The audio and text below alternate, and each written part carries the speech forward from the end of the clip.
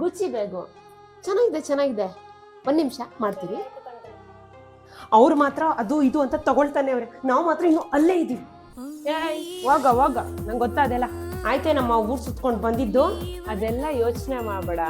ಮುಚ್ಚೆ ಬಾಯಿ, ನನ್ಗೆ ಎದ್ರ ತರ ಕೊಡ್ತೀಯ, ನನ್ಗೆ ನೋವು ಮಾಡ್ತೀಯ. ನೀನ್ ಎತ್ತಿದ ತಪ್ಪು ಏನ್ ಪಾಪ ಮಾಡಿದೀರ.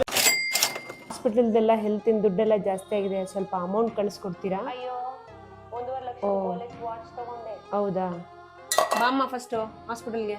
ಅದೆಲ್ಲ ದುಡ್ಡು ಜಾಸ್ತಿ ಆಗುತ್ತೆ ಕಣೆ.